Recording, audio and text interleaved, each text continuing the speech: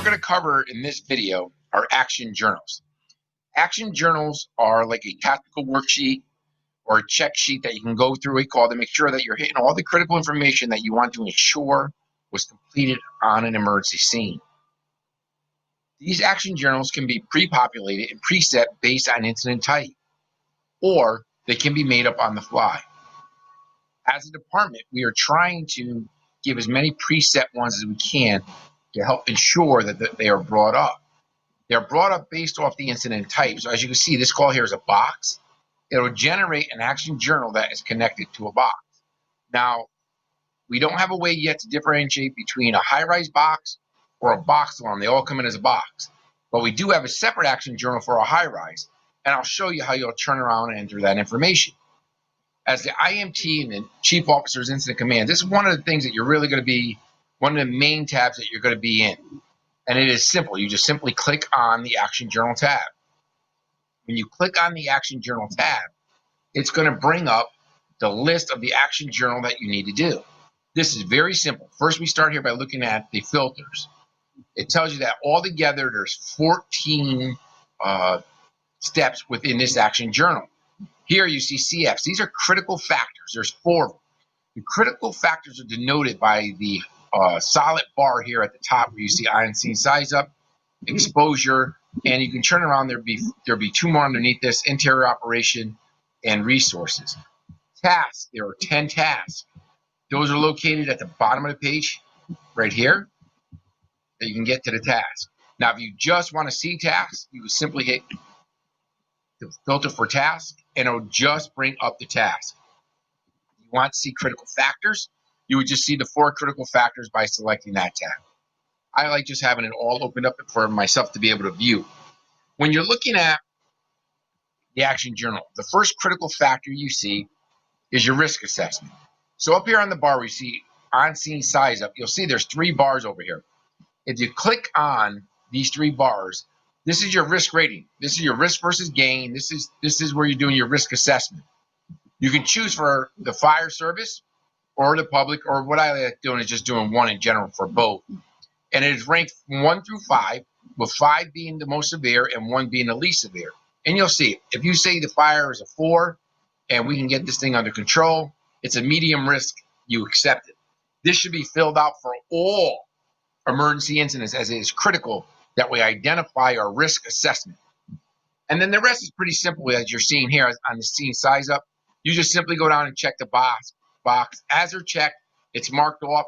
And everything you're checking and doing within the action journal is also kept up within the decision, kept up in the log notes.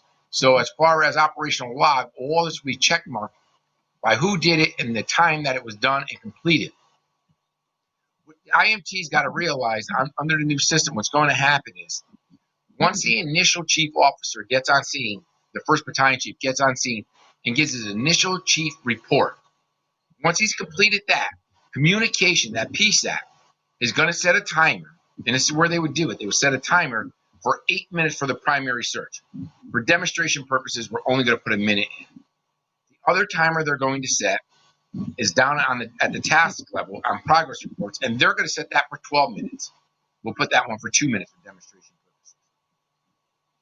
This gives the IMT and the incident commander 4 minutes to get organized on primary search reports. If the primary search is not done by the time of the progress report, that is okay.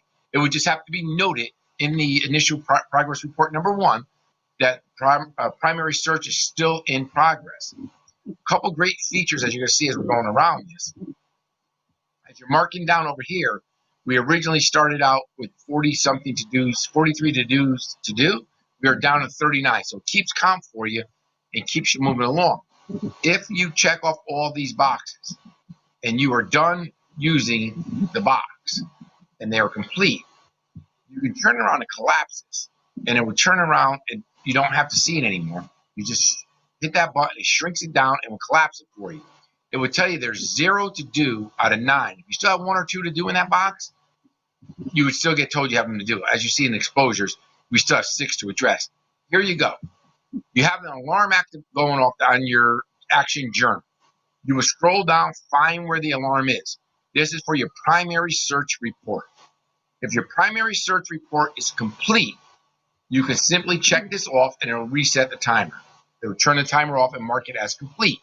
If you want to stop the timer, you can come here and hit stop timer. You're not going to make it in this progress report. You talk to the chief said, we have too much going on, we'll have to get it in the next progress report. That's okay. You can simply hit stop timer, and after you give your progress report, communication will know that, and they have to reset the primary search timer again for 8 minutes and 12 minutes instead of moving along. As you can see, we're 1 minute past due on this, but let's say we got the report done. We're done. The primary search is complete at this time. You're going to include that in your next progress report. You can find the progress report within within your instant command board and a laminated file to check down and make sure that you're hitting right. Now, as you can see, your progress report is now going off. You can give your progress report to communications. You check it off. After you give your progress report, communications is going to uncheck this, reset that for 12 minutes, and based on what you tell them on primary search, they'll set their next timer. If primary search was not done, they'll reset that timer. If the primary search was completed at this time, they would then set a timer for secondary search for 8 minutes. And that'll give you a 4-minute buffer again to get the report ready to enter into your next progress report number 2. Something I want to show you with the critical factors. If you want to add a critical factor, you can. These are sheets that you 100% you can work on. So the little plus sign here next to the critical factor, you want to add a control measure, hit the little plus sign. So say we had a Bravo 1 exposure we want to make sure we check on, you can do that.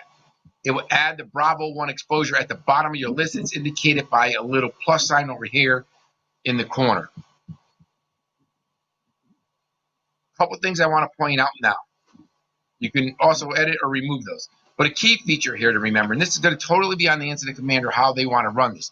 You have two ways that you can add in an additional action journal. So if this was a box fire and for some reason we had a Mayday, you can enter the Mayday over here by the bottom left-hand corner by hitting new. You can name this Mayday, hit blank page, go to the plus sign, then hit add preset, go to the drop down, and select Mayday. That would give you a separate page to work off your Mayday. Now, this is totally up to the IMT and the incident commander how they want to work it. You have 2 separate sheets showing you 2 separate things where you go back and forth and you're just looking at those 2 things on what needs to be completed. There's another couple ways you can add stuff. At the bottom of task, you can hit the plus sign. You can add a critical factor, like up at top. You can add a task. Let's say we're going to put members on air, right? Say this was a hazmat. We're going to put members on air. Now you want to save that. That'll put it at the bottom here with a plus sign, members on air. You can set your own timer as a reminder, a 10-minute reminder to remind you to check on the members that are on air. You also have the ability to turn around. If we go back up here to the box, we don't want to duplicate the meeting. If you go back up here to the box, and if you hit plus and you hit add a preset, it brings you right to this screen. You can select Mayday and hit accept. What this is going to do is combine the 2 action journals together into 1 complete action journal. It's going to put all your critical factors together. As you can see now, there's 7 critical factors and 21 tasks. You can tell what's new because see the plus sign? That goes to the Maydays. The ones without a plus is your original one. And that's how you can tell what are the 2 different type of journals you're working together. This is totally on the incident commanders and the IMT on how they want to view their worksheets. All this information is shareable amongst all the other tablets that are on scene. So either way you do it will not have an impact on how it's shared. It's just a matter of how you're viewing it and which way you like. I personally like the idea of having it all on one sheet so you can go up and down, but it's totally up to you if you want 2 separate sheets. As you're doing it, you go over here to the Mayday, you can see there's 36 to-dos on here, right down here on the bottom, out of 36. If somebody had it up with 2 separate sheets and they start checking off boxes and you didn't know if it was done, you can see it's starting to count down. It's telling you there's 34. So even if you're reviewing and you're on the box one, you're the incident commander or the IMT at the call, and you're doing the box one, you got two separate sheets. You can see there's stuff being hit over here that originally started with 36, and now it's down to 34. The action journal, if you toggle and hit the action journal button again, it will toggle you back to the original screen that you were on. You hit it again, it brings it to you. It also tells you here, right here, if you look, it says 102 to-dos on your list to get completed. It will keep track for you on what you have left to do within that resource. Also, if you look up here, because we're on the box one, there's 68 left up here to-dos to get completed for it. So it keeps it counting down for you. The action journal is a great way to make sure and assure that you're not missing anything. And again, you can add to it if you need to. These sheets are made to be added to. They're made to be worked on. They're not fixed. If there was a Mayday caller and you wanted to add something to the radio communication, you can. You can just simply hit the plus sign and always add it within there.